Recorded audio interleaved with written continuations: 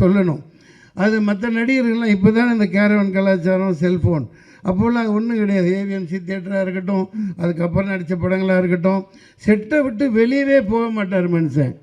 Fighters கூட பேசிக்கிட்டே இருப்பார். ஜன்னலில் விளையாட விட்டுட்டு கிண்டல் பண்ணிக்கிட்டு, அவர் குடும்ப இது மாதிரி விளையாண்டுக்கிட்டு செட்டை விட்டு அந்த லஞ்சை சாப்பிட போகிறதுக்கு போனது தான். அதுக்கப்புறம் அப்போல்லாம் நான் தப்படிக்கு அப்பப்போ 10 தடவை வெளியே போயிடுவோம், வந்துடுவோம். அவருக்கு அந்த பழக்கமே கிடையாது.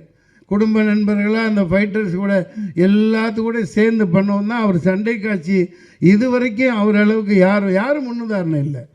ஒரே ஒரு எம்ஜிஆர், ஒரு சிவாஜி, அடுத்து கேப்டன். அது அடிக்கிறதுக்கு நடிகர்கள் யாருமே இனி தென்னிந்தியாவில் எனக்கு கண்ணுக்கு தூரம் தெரிஞ்ச வரைக்கும் யாரும் இல்லை. அந்தளவு ஒரு அற்புதமான மனிதராக இன்னும் நம்மள்கிட்ட வாழ்ந்துக்கிட்டு இருக்கார், வாழ்வார். ஆமாம், இன்னும் நிறைய விஷயங்கள் விட்டுட்டேன், சொல்ல முடியாத விஷயங்கள்லாம்